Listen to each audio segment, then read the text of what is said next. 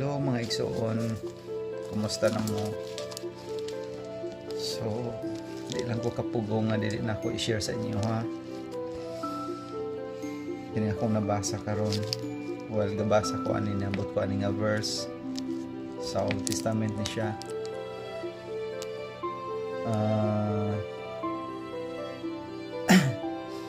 Di lang ko kapugong nga makahilak, makainumduman ako ang kayo sa Ginoo sa nagibuhat sa Ginoo sa tuwa. Na-reflect lang nato sa ato ang kung sa tasauna. So usahay nalimtan nato nga ang mga panalangin nato sa una is ato anang natagamtam. While gabasa ko ani niabot ko ani nga verse. Gabasa ko karon naabot na ko sa Deuteronomy. So kani siya naa sa Deuteronomy 8 verse 11 to 20. Ingon si Moises sa mga Israelita, kani siya pahinumduman na ni Moises ang mga Israelita nga before sila mo enter sa land of promise, which is sa Canaan or sa Israel, before sila mo enter sa mga gipromise ni Lord nga mga masaganan na masaganang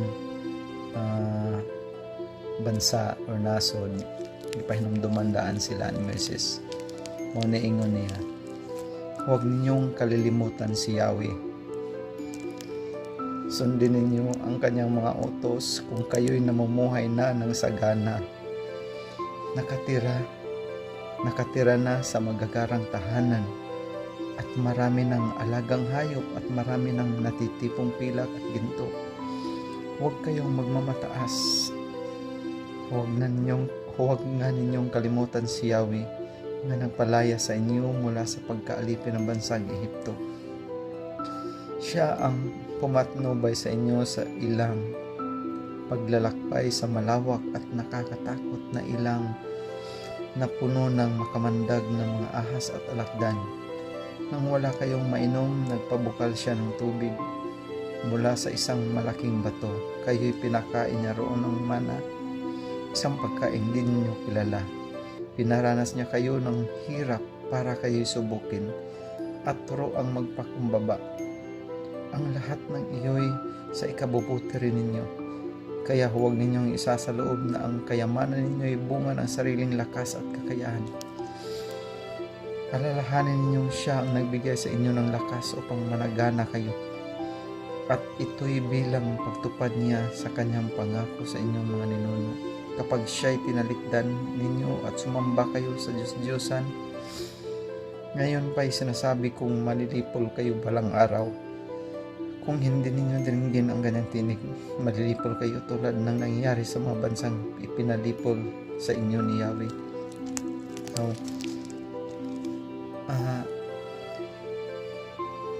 niabot naman tayo sa ani karon nga status sa kinabuhi, although aduna gyapon mga pagsulay, no?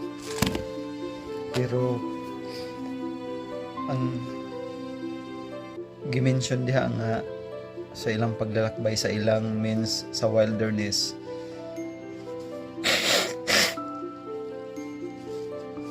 daghang gipakita ang Ginoo sa taga-Israelita. Gipakita silang mga milagro, gipakita silang mga pagsulay, no?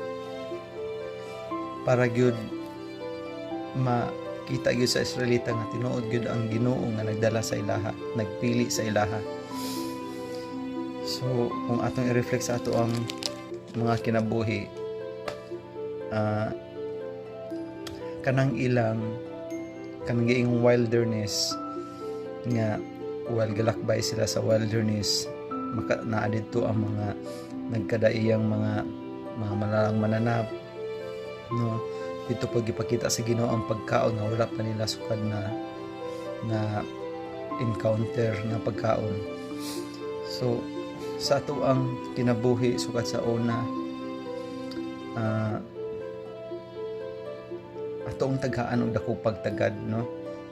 Nga dili nato kalimtan nga ang kining tanan nga ato naangkon ah, dili tungod sa ato ang kagulingong kusog, dili tungod sa ato ang paningkamot, kundi sa matag higayon, sa matag adlaw ato yung ihimaya ang Ginoo, ato yun siyang istoryahon, ato yun siyang sampiton, ato yun siyang pasalamatan. Makahilak lang ko nga gimension din ni Moises ni ana siya nga, kung kayo'y namumuhay na ng sagana, nakatira na sa magagarang tahanan at marami ng alagang hayop at marami ng natitipong pilak at ginto, huwag kayong magmamataas. So,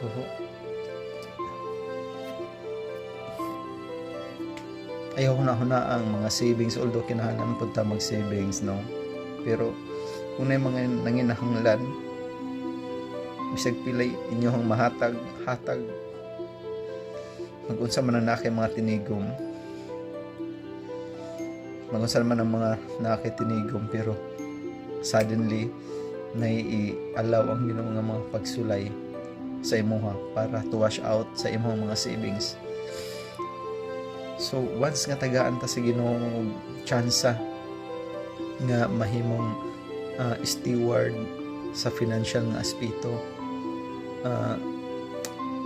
grab that opportunity to help others, na sa ingon ana nga pamaagi mahimaya ang Ginoo sa atong ginabuhi, ug dili lang makita sa mga tao nga okay maayo ta, kundi makita sa Ginoo, makita sa mga tao nga unsa ka maayo ang Ginoo sa atong ginabuhi. So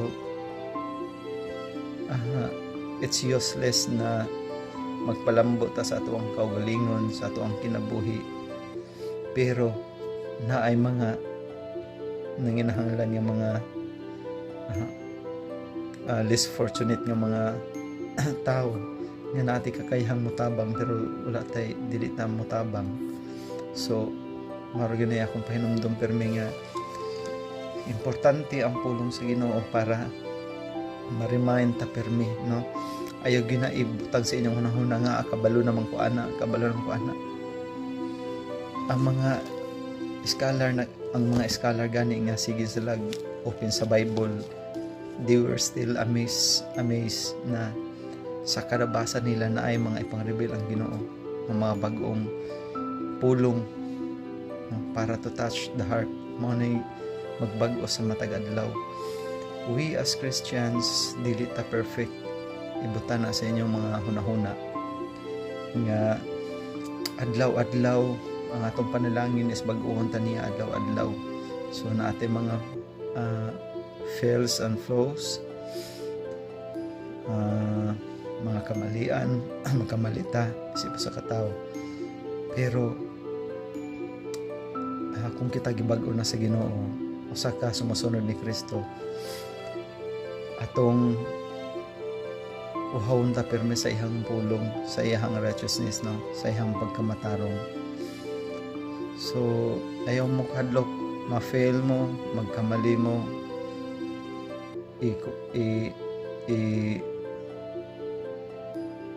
bash ba mo sa mga ubang tao tungkol sa inyong mali, sa ato ang mga mali, padayon lang yun ta, no?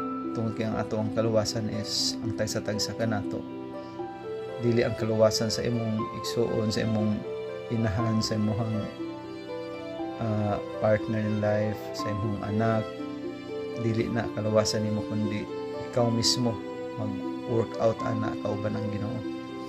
Kinahanglan na atay personal nga relasyon. So importante niya hinumduman nato ang mga babala sa Ginoo, no? Ayon ninyo baliwaa tungod kay bata pa ta, kusgan pa ta.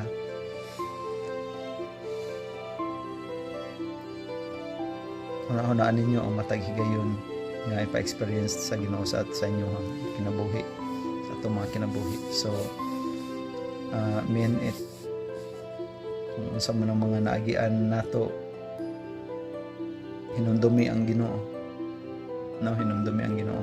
Ayaw mo permenti pag after nga kitang tao, sige lang tang mangandoy, no? Sige mangandoy, nangandoy ta karon, maakuha na nato mangandoy na sad ta, na wala ta kabalo nga nakalimutan na nato magpasalamat. kanang kinasing-kasing nga pasalamat sa Ginoo. So maura, kung na may Bible nga Bisaya, basahan niyo sa Bible nga Bisaya, Deuteronomy 4 at Deuteronomy 8 verse 11 to 20. Basahan na ninyo. So i-reflect ninyo sa inyong kaugalingon sama sa parimay ni Moises sa mga Israelita nga inumdumin ninyo ang gibuhat sa Ginoo. Katakot-takot ang inyong paglalakbay. So mao na yung pasabot ni Moises. Ayaw niyo kalimutan ang Ginoo once na ana mo anang lugara.